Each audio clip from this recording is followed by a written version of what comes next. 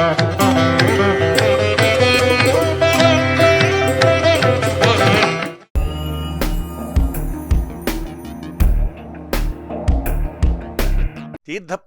Channel వీక్షకులకు నమస్కారం. పంచారామ క్షేత్రాలలో విశేషమైన మహిమాన్వితమైన ప్రసిద్ధి చెందిన క్షేత్రాలలో శ్రీ క్షీరరామలింగేశ్వర ఆలయం ఒకటి. ఈ క్షేత్రము ఆంధ్రప్రదేశ్ రాష్ట్రము పశ్చిమ గోదావరి జిల్లా పాలకొల్లు పురపాలక సంఘ పరిధి గోస్తానీ నది తీర ప్రాంతములో ఉన్నది. పాలకొల్లుకు తెలుగు రాష్ట్రాలలోని ప్రధాన నగరముల నుండి బస్సు సౌకర్యం ఉన్నది. దగ్గర రైల్వే స్టేషన్స్ నర్సాపూర్ నుండి 12 కిలోమీటర్లు, భీమవరం నుండి 22 కిలోమీటర్లు, రాజమండ్రి నుండి 55 కిలోమీటర్ల దూరములో ఉన్నవి. దగ్గర విమానాశ్రయము రాజమండ్రి. ఈ ఆలయం ప్రత్యేకత ఏమిటంటే కేదారేశ్వరములో 1000 సంవత్సరాలు, రామేశ్వరములో 100 సంవత్సరాలు, హరిద్వార్లో 8 సంవత్సరాలు, శ్రీశైలంలో 100 పక్షాలు, కాశీలో 1 సంవత్సరము, గైలో 80 ఘడియలు భక్తిభావముతో నివసిస్తే కలిగే ఫలం ఈ క్షేత్రములో కేవలం 1 రోజు నిద్ర చేస్తేనే లభిస్తుందని పురాణాలు చెబుతున్నాయి. ఈ లింగాన్ని సాక్షాత్తు ఆ మహావిష్ణువే ప్రతిష్ఠ చేస్తే శ్రీరామచంద్రుడు త్రేతాయుగములో పునఃప్రతిష్ఠ చేశాడని తెలుస్తున్నది. ఈ లింగము తెల్లగా పాలవలే ఉండి లింగం పైభాగాన మొనదేలి శిరులను పోలి ఉండటం వలన స్వామివారిని కొప్పు రామలింగేశ్వరుడు అని కూడా భక్తులు పిలుచుకుంటారు.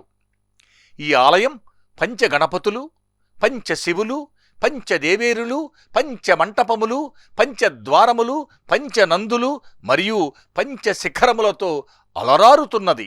ఇటువంటి మహిమాన్విత పంచారామ శ్రీ క్షీరరామలింగేశ్వర క్షేత్రమును గురించిన విశేషాలను ఇప్పుడు తెలుసుకుందాము. పాలకొల్లులో వేంచేసి ఉన్న శ్రీ క్షీరరామలింగేశ్వర ఆలయము నగరం నడిబొడ్డున ఉండటం విశేషం. ప్రధాన ఆలయములోనికి వెళ్ళటానికి ముందు మనకు ఆలయ గాలిగోపురం దర్శనమిస్తుంది. ఇది చాలా ఎత్తుగా ఉండి శిల్పకళతో అబ్బురపరుస్తుంది. ఆలయంలో ప్రవేశించగానే ధ్వజస్తంభం వద్ద పరమశివుని 6 అడుగుల ఎత్తైన విగ్రహము ధ్యానముద్రలో కూర్చుని మనకు దర్శనమిస్తుంది.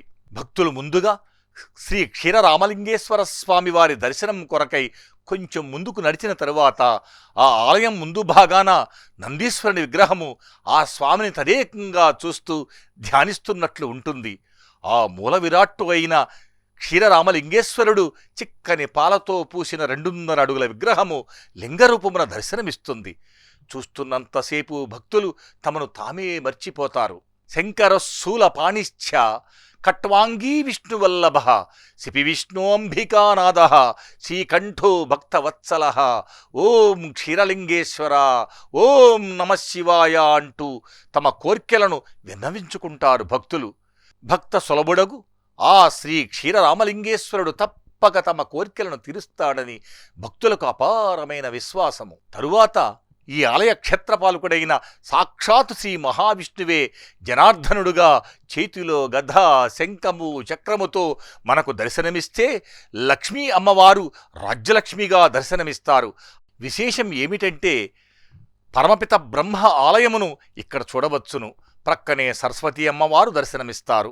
ఇక్కడ వెలసిన శ్రీ విఘ్నేశ్వర స్వామి తమను రుణబాధల నుండి విముక్తిని ప్రసాదిస్తాడని భక్తులు నమ్ముతారు. ఆంజనేయ స్వామి, వీరభద్రేశ్వర స్వామి, సప్తమాతృకలు, శ్రీ సంతోషి రూపాదేవి, శ్రీ దుర్గాదేవి, శ్రీ సుబ్రహ్మణ్యేశ్వర స్వామి, శ్రీ సూర్యనారాయణమూర్తి వార్లను దర్శించుకుంటారు. ఒక ప్రక్క పంచముఖ గణపతి, నాగప్రతిష్ఠ విగ్రహాలను చూడవచ్చును. ప్రక్కనే స్వామివారి కళ్యాణ మంటపాన్ని చూడవచ్చు.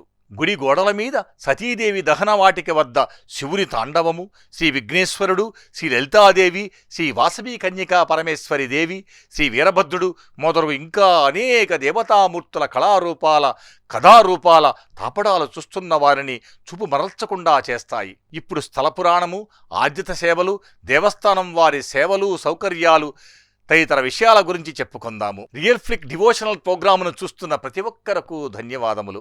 మా ఛానల్ను సబ్స్క్రైబ్ చేసి మీ సూచనలను, సలహాలను దిగువ కామెంట్ బాక్స్ ద్వారా తెలియచేయగలరు. స్థల పురాణం ప్రకారం ఉపమన్యుడు అనే శివభక్తుడైన బాలుకుని కోసం భక్త సులభుడగు శివుడు తన త్రిశూలంతో నేలపై గుర్చగా అక్కడ నుండి పాలధారలు పొంగి పొర్లాయని, ఈ కారణంగానే ఈ ప్రాంతాన్ని పాలకొలను, క్షీరపురి, ఉపమంజుపురముగా ప్రసిద్ధి చెందింది. కాలక్రమమున ఇది పాలకొల్లుగా పిలవబడుతున్నది. ఇప్పుడు పంచారామాల ఆవిర్భవము గురించి తెలుసుకుందాము. రాక్షసుడు తారకాసురుని బారి నుంచి తమను కాపాడమని దేవతలు ప్రార్థించిన మీదట శివపార్వతులకు శ్రీ సుబ్రహ్మణ్యేశ్వర స్వామి జన్మించటం, ఆ బాలుడు సంధించిన బాణానికి రాక్షసునితో పాటుగా అతని హృదయంలో ఉన్న శివలింగం 5 మ్రొక్కలై 5 ప్రదేశాలలో పడుతుంది. పడిన ఆ 5 దివ్యక్షేత్రాలే పంచారామములుగా వెలుగొందుతున్నవి. వాటిలో ఒకటి శ్రీ క్షీరరామలింగేశ్వర ఆలయమని స్కందపురాణ గాథ. ఇంకొక కథ ప్రకారం క్షీరసాగర మథనములో అసంతృప్తి చెందిన రాక్షసులు శివుని ప్రార్థించి దివ్యశక్తులను పొంది దేవతలను బాధించడం జరిగింది. దేవతల మొర విని శివుడు రాక్షసులను బూడిద గావించాడు. కానీ త్రిపురాసులు పూజ చేసిన దీనినే మహాదేవుడు 5 ముక్కలుగా ఛేదించి 5 వేరువేరు ప్రదేశములందు దేవతలచే ప్రతిష్ఠింపచేయటం జరిగింది. లింగ ప్రతిష్ఠ చేసిన ఈ 5 ప్రదేశాలే పంచారామాలుగా ప్రసిద్ధికెక్కాయి అని కవి శ్రీనాథుడు 15వ శతాబ్దంలో రచించిన భీమేశ్వర పురాణంలో తెలియవస్తుంది. ఈ ఆలయాన్ని చాళుక్యులు, రెడ్డిరాజులు, శాతవాహనులు దశలవారీగా అభివృద్ధి చేశారని శాసనాలను బట్టి తెలుస్తున్నది. గుడి ప్రాకారాన్ని శ్రీ వేలుపది 10వ శతాబ్దంలో నిర్మించాడని, తొలుత చాళుక్య భీముడు 72 నల్లరాతి స్తంభాలతో ఈ ఆలయాన్ని నిర్మించాడని, ఆలయ గోపురం 14వ శతాబ్దములో శ్రీ అల్లాడు రెడ్డి పర్యవేక్షణలో జరిగిందని శాసనాల ద్వారా తెలుస్తున్నది. 17వ శతాబ్దములో ఆలయ మంటపము, నారాయణస్వామి వారి ఆలయము నిర్మించబడిందని తెలుస్తున్నది. ఆలయ గుడి గోపురము 125 అడుగుల ఎత్తుతో ఆకాశాన్ని తాకుతున్నట్లుగా 9 అంతస్తులతో చాళుక్యుల శిల్పకళా నైపుణ్యముతో మనలను ఆశ్చర్యచకితులను చేస్తుంది. దీనిని నిర్మించటానికి దగ్గరలో రామగుండం చెరువును నిర్మించి దాని మట్టిని గోపురము కట్టుతున్నప్పుడు ఒక్కొక్క అంతస్తుకు దిబ్బలా వేసి నిర్మించారని చెబుతారు. గోపురము పైకి పోవటానికి మెట్లదారి ఉన్నది. పైనుండి చూస్తే పాలకొల్లు నగరము, కొబ్బరి తోటలతో ప్రకృతి ఎంతో సుందరముగా ఆహ్లాదముగా ఉంటుంది. ఈ ఆలయములో ఇంకొక ప్రత్యేకత ఏమిటంటే నక్షత్రవనం పేరిట 24 నక్షత్రాలకు సంబంధించిన 24 పూల మొక్కలు, ఔషధ మొక్కలు, చెట్లను చూడవచ్చును. చైత్రమాసం ఏకాదశ రోజున స్వామివారి కళ్యాణాన్ని అత్యంత వైభవపేతముగా జరుపుతారు. నవమి నుండి ఏకాదశి వరకు 3 రోజులు ఆ సూర్యనారాయణుని కిరణాలు గర్భగుడిలో స్వామివారిని తాకుతాయి. కార్తీక మాసం, దేవీ నవరాత్రులు, మహాశివరాత్రి పర్వదినాలలో విశేషమైన పూజలు, హోమాలు జరుగుతాయి. ఆయా రోజులలో తెలుగు రాష్ట్రముల నుండే కాక ఇతర రాష్ట్రముల నుండి కూడా భక్తులు వేలాదిగా తరలివస్తారు. ఆలయ గోశాల నుండి వచ్చే ఆవుపాలతో ప్రతిరోజు స్వామివారికి ఉదయం 6 గంటలకు అభిషేకం ఉంటుంది. అభిషేకాలు, కుంకుమార్చనలు, విశేషాభిషేకాలు, హోమాలు, స్వామివార్ల కళ్యాణాలకు సంబంధించిన వివిధ ఆర్జిత సేవల టిక్కెట్స్ ఆలయములోనే ఉన్న కౌంటర్లో లభిస్తాయి. ఉదయం 9 గంటలకు మొదలయ్యే చండీ హోమం ప్రతి నెల పౌర్ణమి రోజున జరుగుతుంది. టిక్కెట్ ఒకటికి దంపతులకు 1000 రూపాయలు.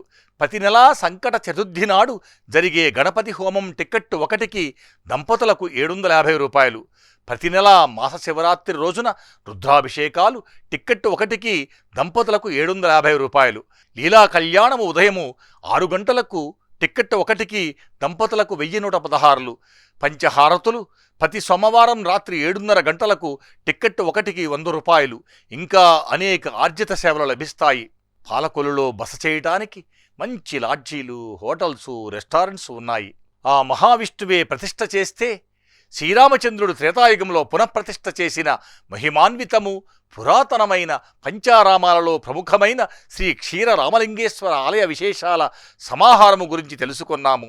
ఆ శ్రీ క్షీరరామలింగేశ్వరుడు పార్వతీమాతల కటాక్ష వీక్షణాలు అందరిపైన ప్రసరించాలని కోరుకుంటున్నాను. రియల్ ఫ్లిక్ డివోషనల్ ప్రోగ్రామ్ను చూస్తున్న ప్రతి ఒక్కరకు ధన్యవాదములు. మీ సూచనలను, సలహాలను దిగువ కామెంటు బాక్స్ ద్వారా తెలియజేయగలరు.